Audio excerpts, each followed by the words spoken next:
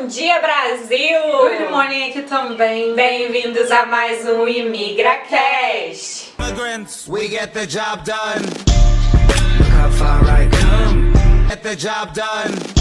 E hoje nós temos uma convidada muito especial, Raquel Coelho. Ela que é terapeuta sistêmica, facilitadora de consciência, gente. Ela vai explicar um pouquinho o que é isso. É mãe do Alessandro, imigrante desde 2023 e mineira, né? Lá direto de Belo Horizonte. Uai! Obrigada, Raquel, por aceitar nosso convite. Estamos muito felizes de tê-la aqui conosco. Obrigada. Conhecer um pouquinho dessa história. Obrigada, é uma honra fazer parte desse projeto maravilhoso. Não sei se posso chamar de projeto, já é algo tão consolidado, né? Que já ultrapassou o projeto, mas é uma honra estar aqui com vocês. Obrigada por já ter me feito chorar, por isso que eu tô com essa cara. Tá, Gente, o bastidor hoje foi daquele jeito que assim... Facilitadora de consciência. Aí quando abre a consciência, o que acontece? Mexe com as emoções. Mexe com as Então, emoções. se vocês verem Ana com o rostinho já assim... E se eu chorar de novo, não me julguem, porque é normal. Porque o nosso bate-papo aqui é real, é verdadeiro. Sim. E vocês vão gostar muito de conhecer a história da Raquel hoje. E vamos começar do início, né, Fran? Sim. Em lá do Brasil, a Raquel, a gente começa aqui do ponto que é: por que você escolheu migrar para os Estados Unidos? Conta pra gente um pouquinho do que você fazia lá no Brasil. E por que você decidiu mudar assim e vir conhecer os Estados Unidos, né? Morar aqui, como foi isso? Eu conheço os Estados Unidos desde 2016, eu já tinha vindo aqui a passeio. E na realidade, eu não sei se eu escolhi não, como eu acredito em inconsciente, né, nesse inconsciente da nossa vida que é 95%, eu trabalho isso o tempo inteiro. Inconscientemente eu quis vir, mas conscientemente eu não tinha essa... Então assim, pensar em morar fora do país eu nunca pensei. Foi um chamado mesmo, eu falo que a minha vida é conduzida por Deus, nada acontece sem Ele atuar, sem Ele agir. E eu trabalhava numa clínica integrativa. Para quem não sabe, a clínica integrativa olha para o ser humano como corpo, mente, coração e essa parte mais sutil, espiritual, enfim, né? Não tem uma questão religiosa, mas tem uma questão de que a gente é um conjunto, a gente é integral. E nessa clínica eu tive a visita lá de um pastor, vou sempre honrar e agradecer porque ele foi a pessoa que trouxe essa informação, um alerta de que eu estaria aqui nos Estados Unidos de alguma forma, e eu pedi a Deus para que se fosse, abrisse as portas. E aí uma prima chamou para vir trazer a filha dela, eu vim, a coisa já estava toda estruturada. Tem um detalhe nessa história que no dia de embarcar com essa menina que eu trouxe, né, a minha prima tinha comprado passagem para 13 de dezembro. E aí eu fui, só que ela não tinha a autorização para viagem, é uma de menor. Então no guichê da companhia aérea eles falaram: não, você não vai embarcar, vai para a Polícia Federal. Eita. Porque eu estava com uma de menor. Falei, ok, vamos viver a experiência da Polícia Federal. E eu subi, e aí já no telefone com a minha prima, falando porque ela tinha questões e tal, eu falei, olha, tô indo. Ela falou, não vai, vamos ver, seja tudo que Deus quiser. E eu cheguei lá, entreguei os passaportes, na hora, porque eu tenho dois, eu tenho o do visto e eu tenho o atualizado, né? O rapaz olhou e falou assim, só um pouquinho que vai vir um outro agente te atender. Eu falei, opa, que esse negócio de Polícia Federal... Será que é pra eu ir mesmo? Já ficou, né? Exatamente. Aí ele chegou naquela pose de Polícia Federal, com aquele colete, segurando assim, eu falei... Aí ele olhou no meu olho e falou, você tá indo com ela e... Você tá indo visitar a mãe, né? Eu falei, Aí ele falou pra mim assim, ok. Você vai embarcar e eu vou te acompanhar até Nova York, pode ficar tranquilo que ninguém vai te incomodar até Nova York. Que isso? 3 dias depois eu estava embarcando, ele conversou comigo de WhatsApp esse período todo, os 3 dias, eu vim dia 16. Mas espera aí, isso daí não é um processo comum de acontecer, né? Não, foi mão de Deus mesmo, assim, sabe? Chocada. E aí eu cheguei em Nova York, mandei mensagem pra ele, ele falou, ok, agora aqui fica o meu trabalho. Ninguém me perguntou nada, absolutamente nada, né, nesse embarque até chegar aqui. E aí eu deixei a filha dela com ela. Era pra eu ficar 15 dias, eu fiquei 2 meses, voltei pro Brasil e vim pra cá de novo. E aí voltou decidida a ficar. Eu já vim, esses 2 meses que eu fiquei, quando eu trouxe a filha dela, né, essa minha prima, eu já vim com o intuito de observar, de entender, e as portas foram Qual se ano abrindo. foi isso? 2022, dezembro de 2022. Ah, e depois em 2023. Em maio, maio de veio. 2023. Né? Então lá no Brasil você já fazia esse trabalho como terapeuta, né? Sim, há A mais de sua 20 formação anos. é nessa área. Sim, há mais de 20 anos. E como foi chegar aqui sabendo que você ficaria? Então, os primeiros 6 meses a gente fica naquela dúvida, né? Ainda tô com a Ainda validade assim, do posso visto, o que que eu voltar? faço?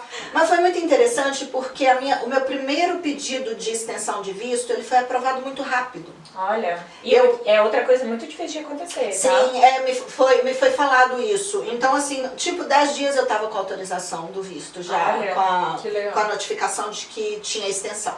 Aí pedi a segunda extensão, foi autorizada de novo.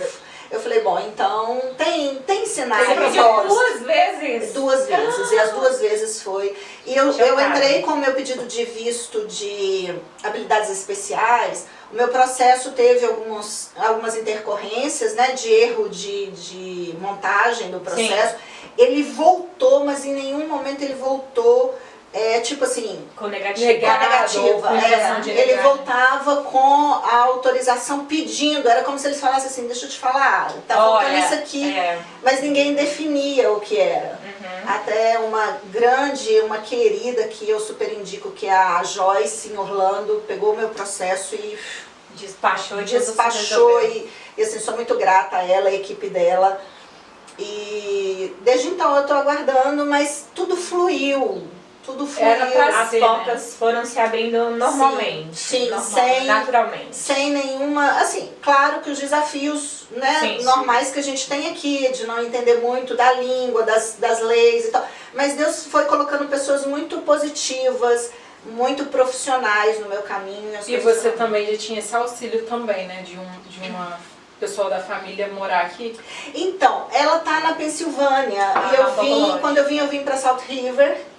Então não tinha esse apoio, eu vivi a minha experiência aqui, aquela coisa de morar em quarto, né, em Salt River primeiro, depois eu fui pra Fairview, depois eu vim pra Newark e depois pra Elizabeth. Então assim, tem Você teve experiência. mesmo a sua trajetória by yourself. Sim, e muito importante isso, assim, sabe, o quanto essa coisa de imigrar mexe com a gente emocionalmente e mentalmente.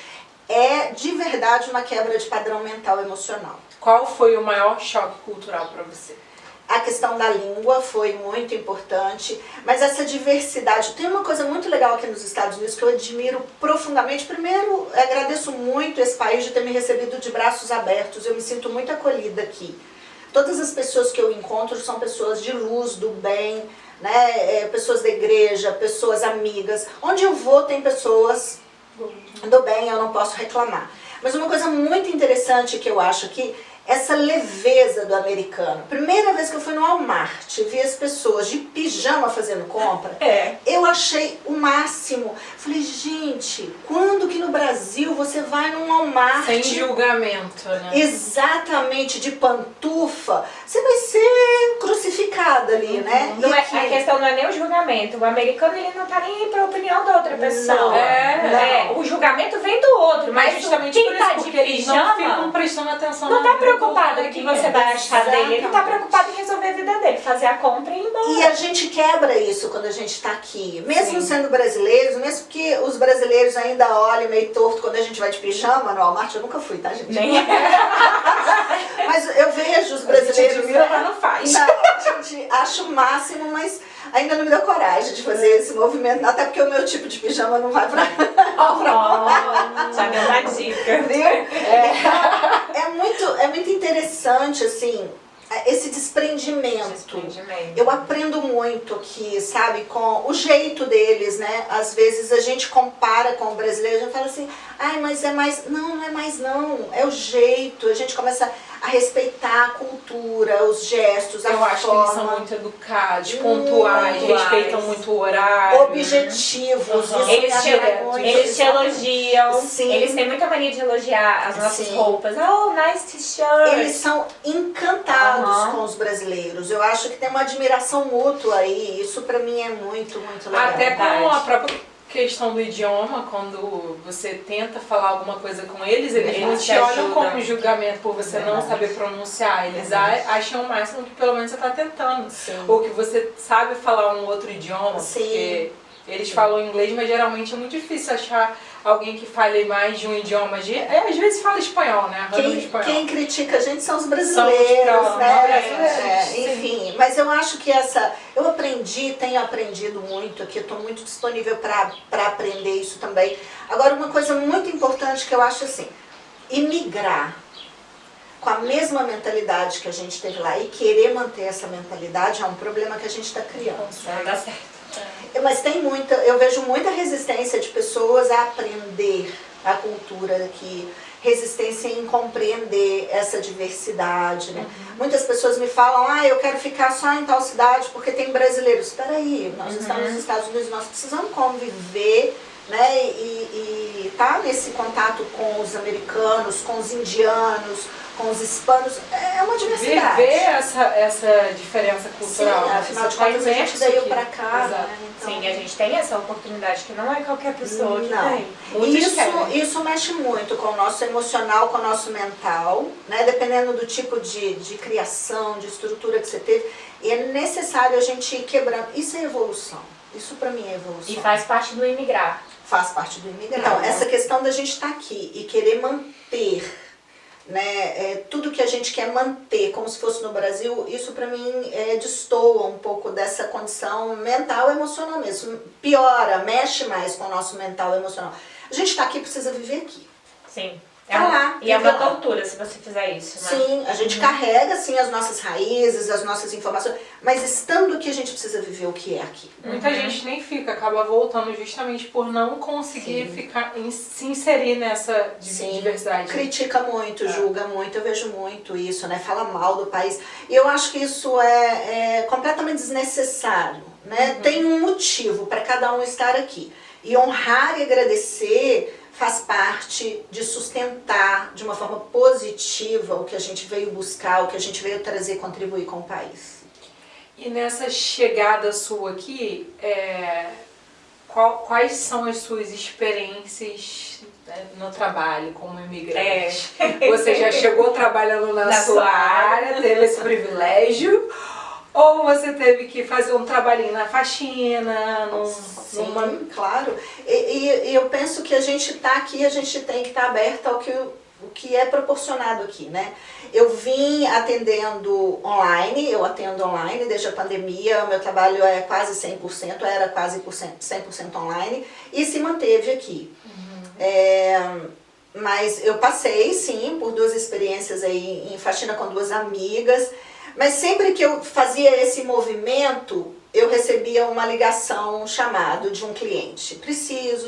Tô precisando fazer um movimento, então eu já entendia que realmente eu precisava fortalecer essa parte minha aqui.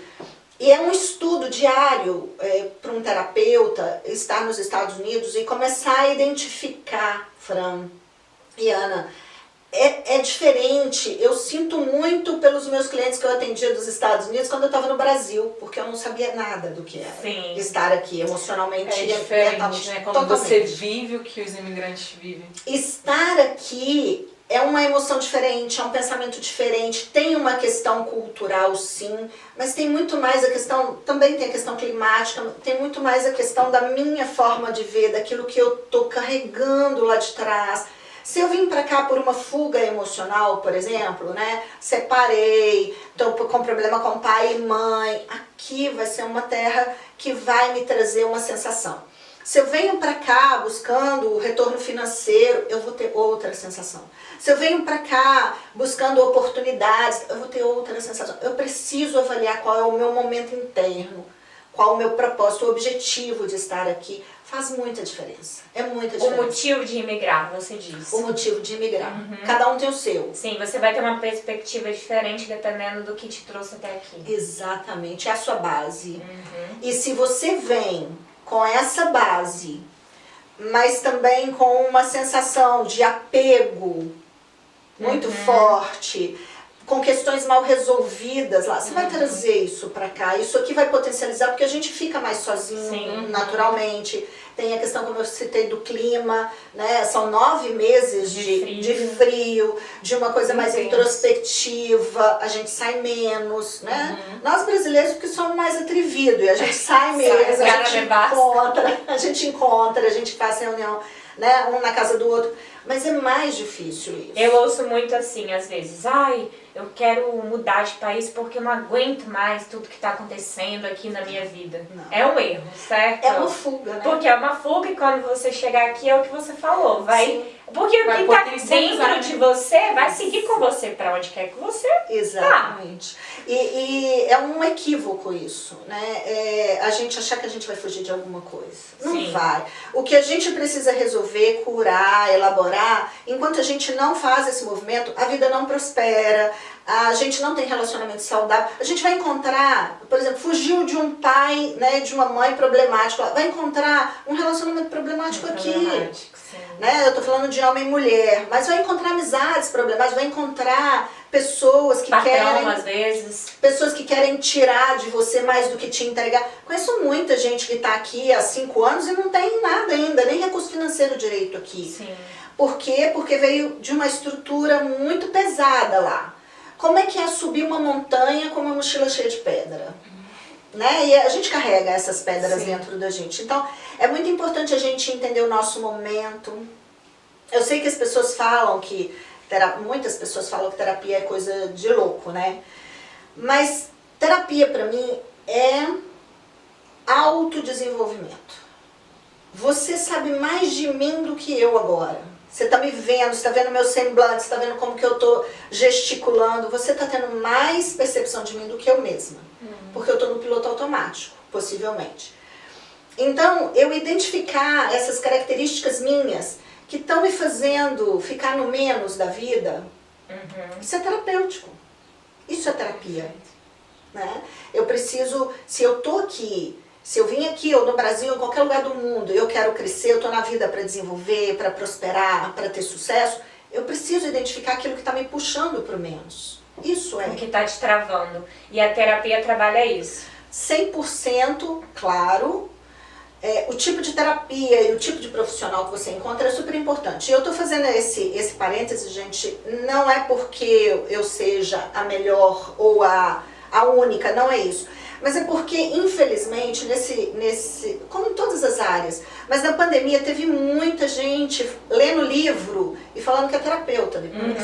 Eu vejo questões no Instagram de pessoas falando de questões terapêuticas como se soubessem. Como se tivesse propriedade para falar, né? E tá na cara, porque tem oratória, né? Oratória hoje muda muita coisa, né? Mas tá na cara que é livro decorado, sabe? Aulas decoradas. Nunca fez uma terapia e tá ali. Então isso é muito perigoso, porque interfere na vida do outro. Agora um bom terapeuta, ele te eleva, ele não te coloca como dependente, ele vai realmente mensurar resultados. A terapia é um processo, eu faço há mais de 25 anos, né? E isso pra mim é vida. Pegando esse gancho já, conta um pouquinho da profissional que você é, das suas formações, do seu tempo de experiência, que você já falou que tem 25 anos. Você chegou aqui, foi na faxina e viu que a sua profissão falou mais alto e graças a Deus você é o tipo de imigrante que consegue trabalhar no que você trouxe de bagagem do Brasil, aprimorando aqui com cursos, com formações. Então explica um pouquinho o que é também a terapia sistêmica. Então, a terapia sistêmica, ela é uma terapia que te olha como um indivíduo a soma do seu sistema familiar, tá? Você é 50% seu pai, 50% sua mãe, 25% seu avô e sua avó, né, dos dois lados, 12,5% cada bisavô e cada bisavó. A gente mensura em números para ficar mais claro. Ok. Mas a gente tem uma informação de genótipo e fenótipo no nosso DNA, na nossa vida, nas nossas características internas e externas, de até 7 gerações. Isso não é uma informação minha. Isso é uma informação científica e uma informação, inclusive, bíblica. Então a gente traz até 7 gerações. Até 7 gerações. Posso ter até 7 gerações comigo. E tem. A Fran, você? Sim. Sabe aquele movimento que você faz assim, Ana, e fala assim, como eu fiz isso? Meu Deus, eu saí do corpo, não fui eu que fiz. Ok, Não sei como que eu fiz isso. Você olha pra trás e fala assim, como assim que eu fiz aquilo? Tem explicação, galera. Isso é informação sistêmica. Olha. São suas características lá da avó que fazia exatamente desse jeito. Pode buscar essas informações que você vai ter. A informação da bisa. Na minha família não tem terapeuta. Eu sou a única terapeuta dessa geração. Ok. As minhas primas são, tem uma repórter, tem uma que coordena negócios, é investidora, tenho professoras, mas terapeuta eu sou só eu. E eu fui entrar nesse mundo e buscar, né? A minha bisavó materna, ela pegava um livrinho, vestia o vestidinho dela, pegava um potinho de ervas, macerava e montava no cavalo e ia quilômetros e quilômetros para ajudar as pessoas. Olha. Isso é terapia. Daquela época, né? E detalhe, ela era cafeicultora, então eu carrego as duas coisas, a terapia e o café, porque eu amo café.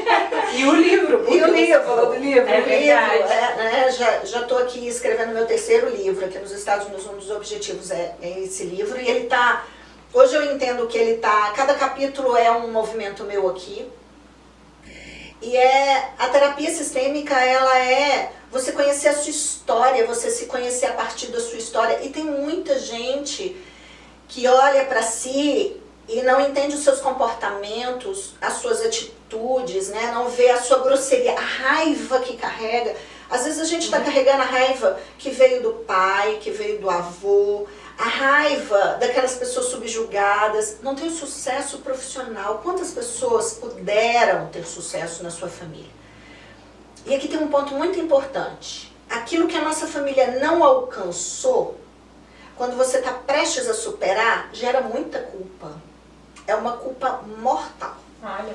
O Bert Hellinger falava que o nosso maior medo não é de morrer, é de não pertencer.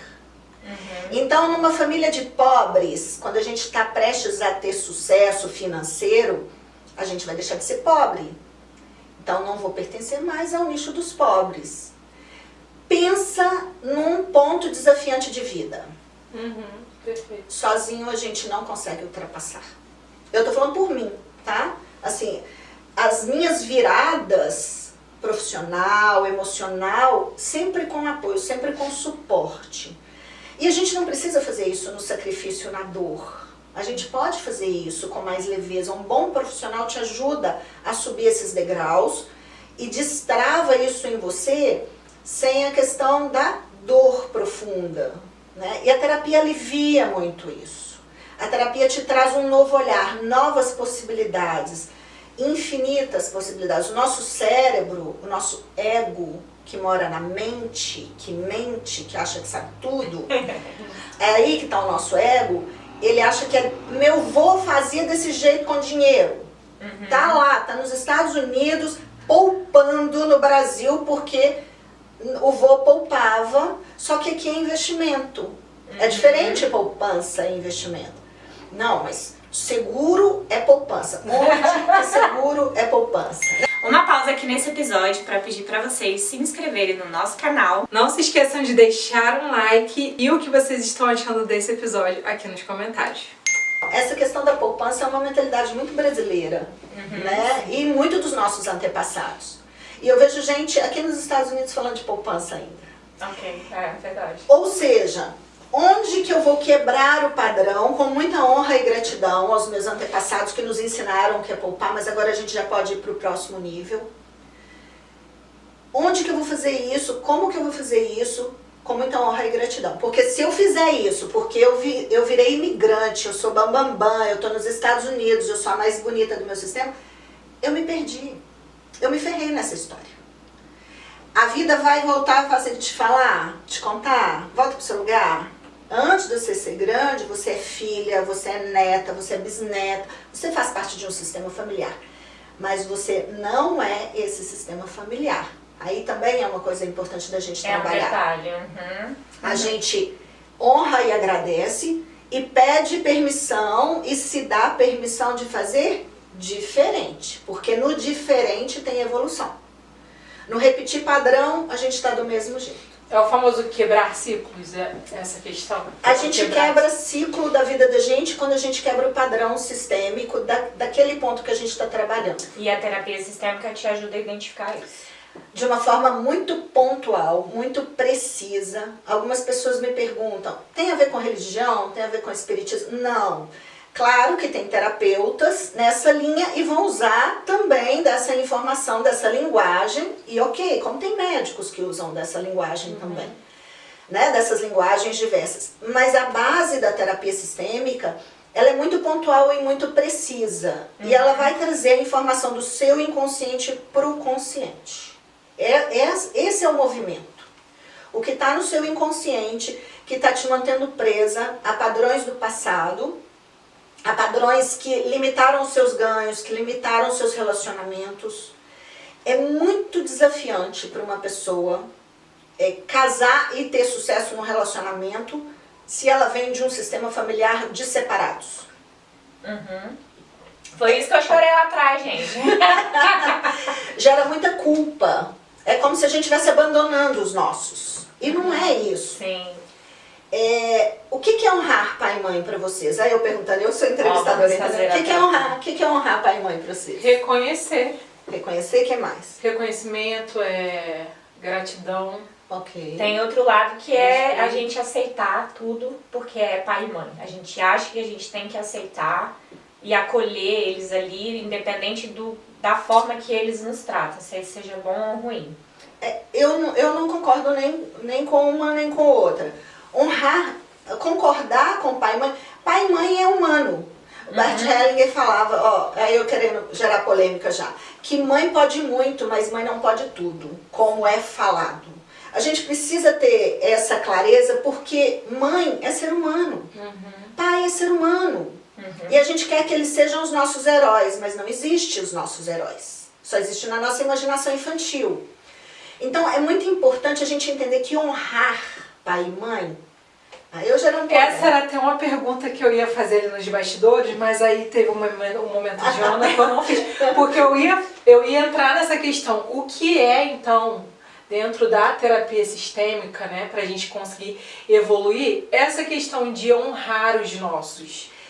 É respeitar a história deles? Ou você entender a história deles e aí você tentar olhar de uma outra forma, com um olhar mais generoso para a história deles? Isso seria a honra? Também. Reconhecer que eles não tinham internet, não tinham todas essas informações que nós temos hoje e que mesmo assim eles fizeram um lindo trabalho de trazer a vida até a gente.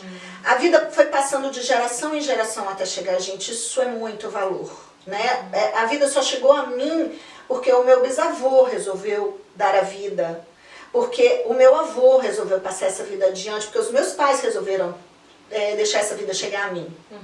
Em algum movimento, né, em algum momento eles permitiram, mas a máxima de honrar pai e mãe é ter sucesso. Nossa, isso daí bateu agora. Isso daí eu nunca pensaria dessa forma. O Bert Hellinger fala, e eu vou usar o nome dele, porque senão vai sobrar só pra mim. Brincadeira, porque eu acredito nisso, essa é uma prática minha. Quando a gente não está tendo sucesso, a gente está se vingando de pai e mãe.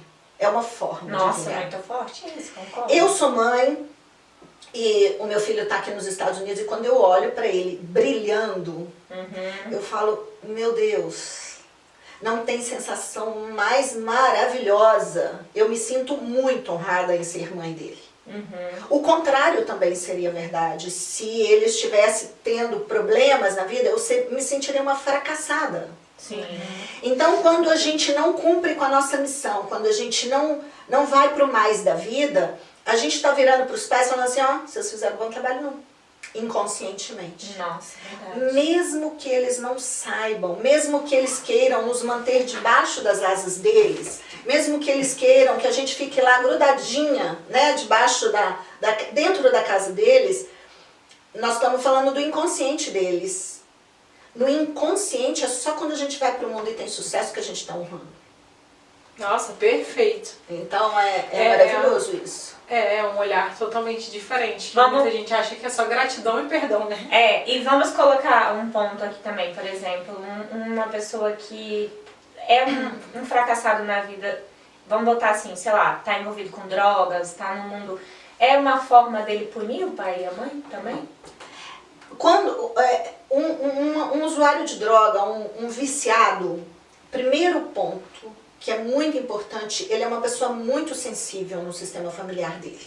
Uhum. Ele está carregando, primeiro, esse olhar, sem julgamento, ele é muito sensível.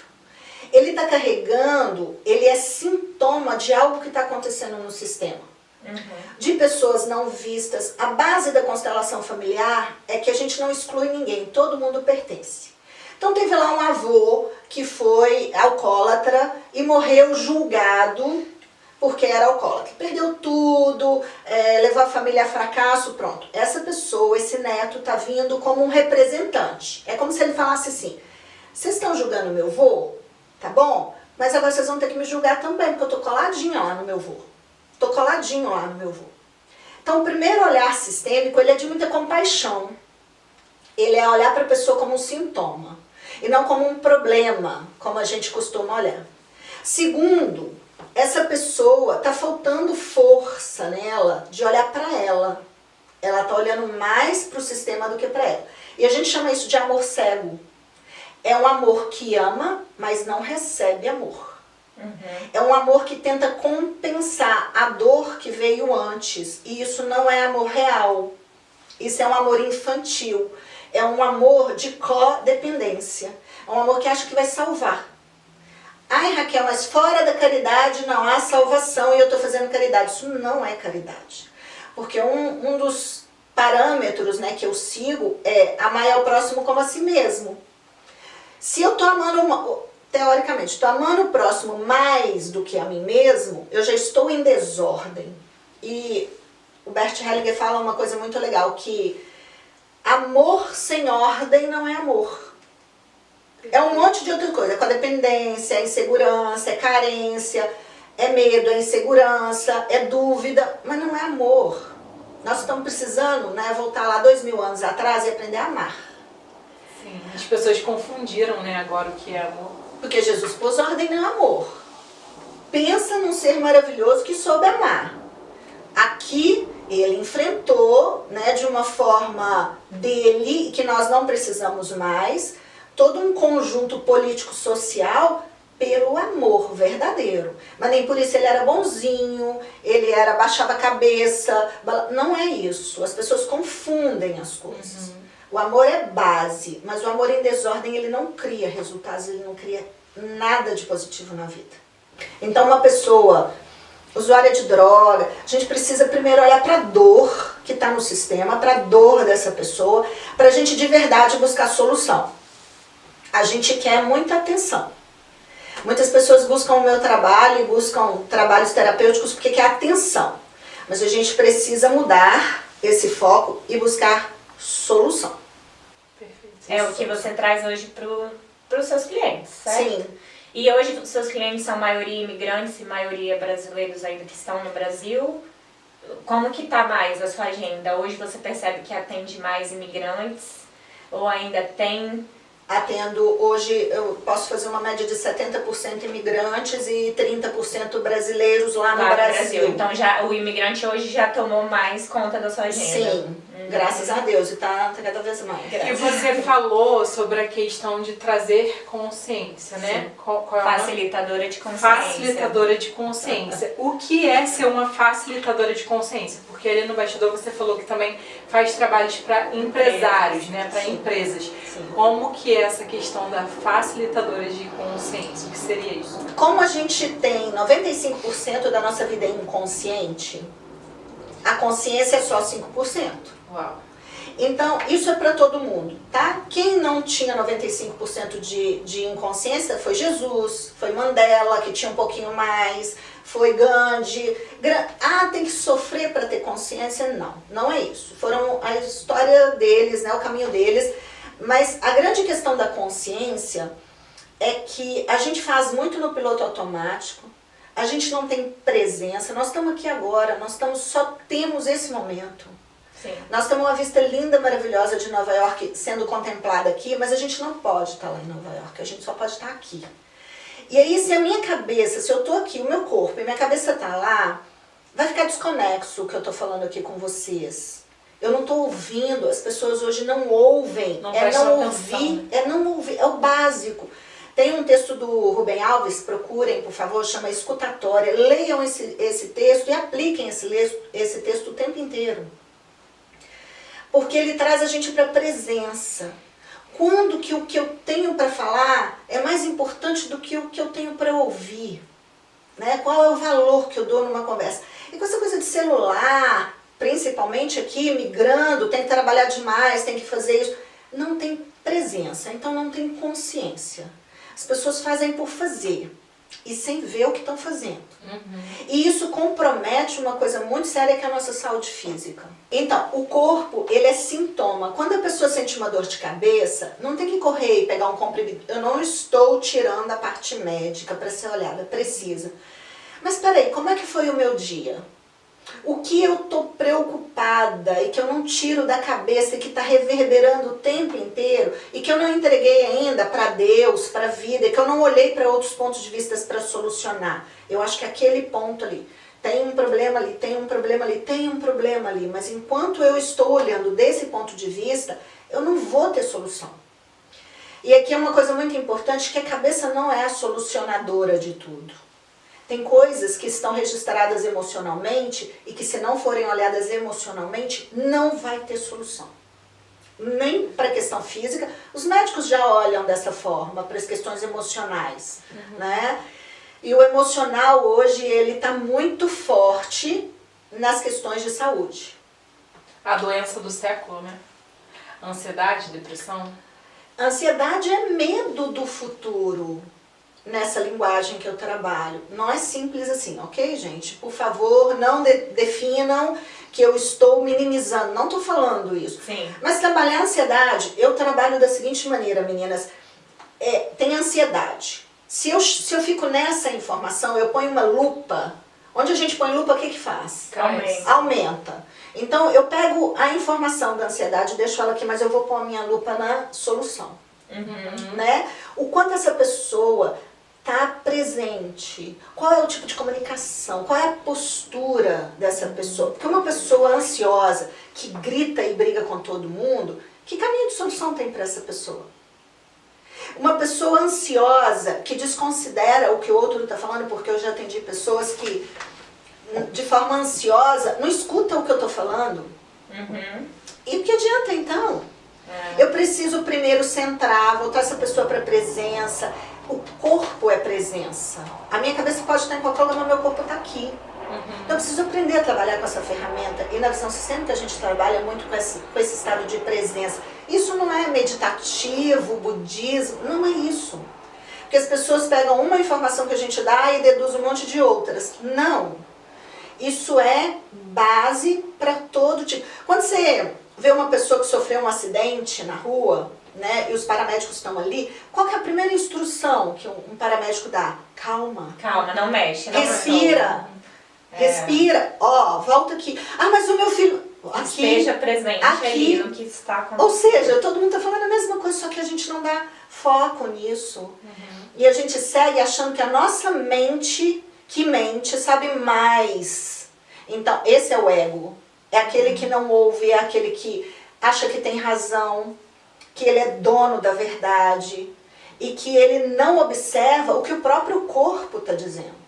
Uma dor de cabeça é sintoma de algo que eu preciso fala, né? O corpo fala o tempo inteiro. Então, é muito importante a gente começar a tratar as pessoas e olhar as pessoas como seres integrais. A mente, ela tem um poder fenomenal, mas não tem todas as soluções. Tem solução que está no corpo, tem solução que está no emocional, tem solução que está no espiritual. Sim.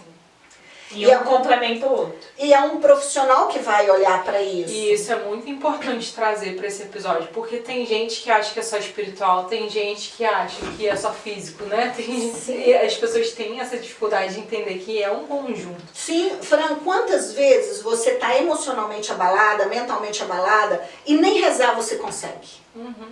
Quantas vezes você está tão agitada, é o que eu mais ouço, não consigo nem parar para rezar. Para fazer uma oração. Então, peraí, se fosse só espiritual, você conseguiria rezar. Sim. Verdade, Ok? faz sentido. Senta e reza. Resolve tudo. E eu não estou desconsiderando o poder espiritual, não. Pelo contrário, todas as minhas práticas, a minha base, eu faço um pedido a Deus, eu me conecto antes de olhar, porque eu não sei tudo. A minha mente também, tudo que eu estou falando aqui, eu incluo a Raquel nessa história. Mas é muito valioso quando você olha para a situação. Há uns anos atrás eu tive um resultado de exame alterado, pouca alteração. Mas quando o laboratório foi me mandar esse resultado, as meninas me ligaram. Tem uma alteração no seu exame. Meu Deus. Aí eu falei, entendi. E o que é para ser feito? Não, você tem que repetir o exame. Eu falei, ok, vamos repetir o exame. Tá bom, sem o menor problema.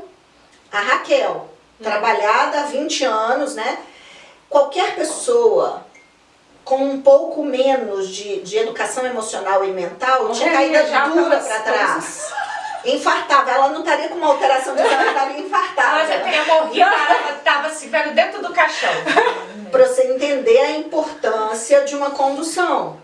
Né? Naquela hora eu recebi, eu falei assim, ok, vamos pro próximo Plena, passo. né? Passou até calma pra pessoa que tava do outro lado. Sim, e o que tiver que ser, vamos cuidar, porque nada é definitivo, nada é 100%, nenhuma verdade é absoluta. Eu carrego isso o tempo inteiro. E não era. Fizeram alguma coisa no meu exame lá, misturaram, e não era comigo o negócio. Porque a segunda avaliação, que foi mais profunda, não deu absolutamente nada.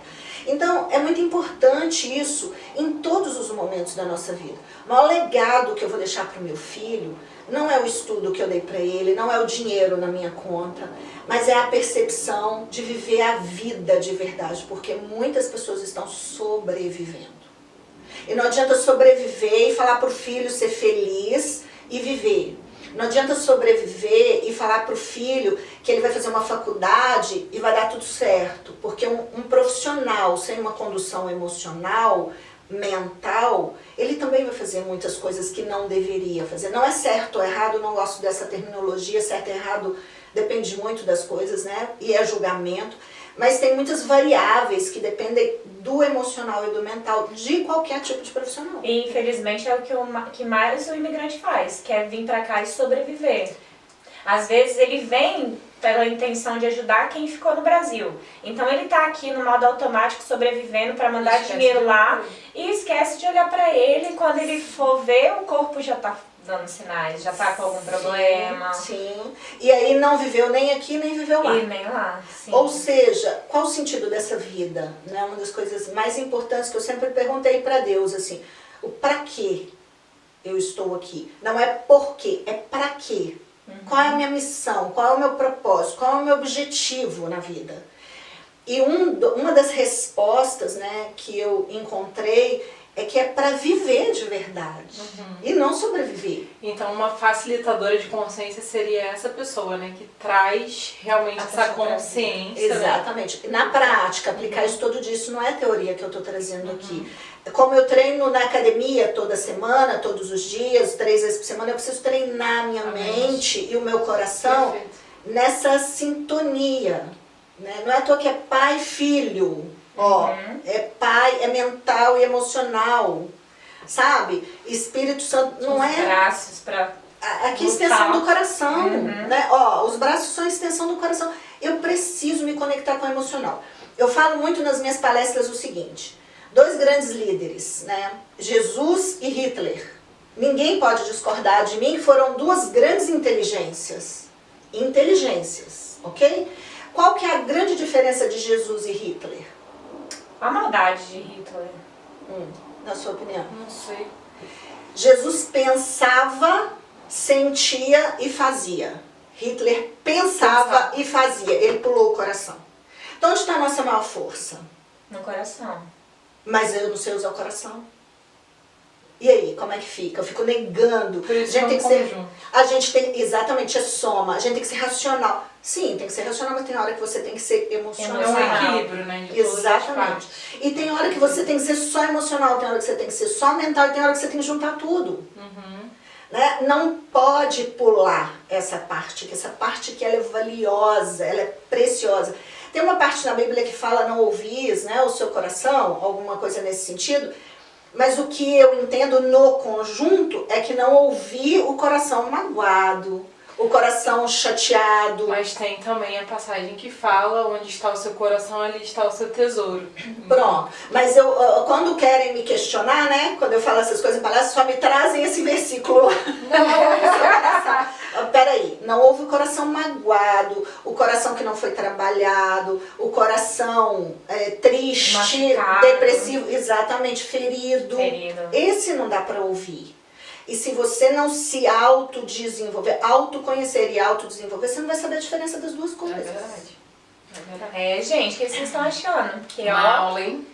o negócio aqui tá sinistro. E Raquel, a gente já tá chegando no fim, né, do Ah, nosso podcast. a gente ficaria o dia inteiro ouvindo ela. É, gente, a gente tá quietinha. Eu e a Ana, é difícil a gente ficar quieta, né, Ana? A Fran, então. Eu então. Você que pode falar. Mas enfim. Raquel, olhando pra Raquel, né, não imigrante, a Raquel hoje imigrante, o que mudou? Eu sou muito mais flexível com a Raquel, em primeiro lugar. Eu vim pra cá há 3 anos atrás e hoje eu sou muito mais flexível, muito mais amorosa, muito mais cuidadosa, muito mais respeitosa com a Raquel. E é o que eu entrego para as pessoas. Perfeito. Muito bacana, muito legal. Então, para finalizar esse episódio com chave de ouro, o que a Raquel, que já tem toda essa bagagem em Brasil, terapeuta, facilitadora de consciência, daria de conselho para quem deseja imigrar? Façam o movimento que a sua alma, que o seu coração quer. Para isso, precisa primeiro se conectar com essa parte. Precisa primeiro, olha, não é só pela questão financeira, não é só pelo, eu vou porque novas possibilidades com velhas posturas, velhos comportamentos, vai dar o mesmo resultado.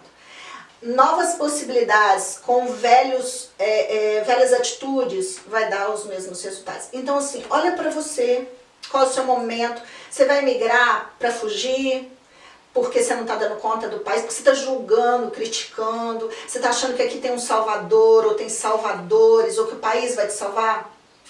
Repense. Mas se você vem, né, conectado com essas novas possibilidades de um propósito, de sua missão, seu coração está tocado e você sabe que as coisas estão bem resolvidas dentro de você, né, onde você está, façam. Imigrar é um ato de amor próprio, é muito, dentro da minha visão, um reconhecimento a todos os nossos antepassados que também imigraram. A gente carrega essa força de imigrante quando a gente olha para os nossos antepassados, sabe? Eu cheguei aqui, eu não posso falar que eu me emociono. Aí vocês já mexeram. Agora pode, que eu Gente, imaginar que, né, lá na época dos nossos bisavós, dos nossos trisavós, eles viveram isso por um momento de guerra ou de sobrevivência e que nós não precisamos mais fazer esse movimento por esse motivo. Me dá muita força. É muito valioso. Eu tô toda arrepiada aqui de falar. Entender que os nossos antepassados já cumpriram parte do que a gente veio cumprir aqui, que agora é continuidade. E às vezes a continuidade é a felicidade, a prosperidade, a abundância, receber, tomar posse disso. Uma das coisas mais desafiantes para o ser humano é receber. A gente é muito bom em dar, mas receber... Não, olha que incrível essa questão do sistêmico, né? O meu tataravô foi imigrante, porque ele era italiano. Então ele fugiu da Itália com os pais e foi pro Brasil. E hoje eu tô aqui. E é o que você falou, o motivo dele, ó. Ela já me trouxe a chave do que ela quer constelar, olha entendeu? Olha aí, e eu vou constelar com ela, gente. Eu super indico, se vocês quiserem, a gente vai deixar o contato aqui da Raquel, o Instagram, o telefone. Ela faz acompanhamento através da terapia.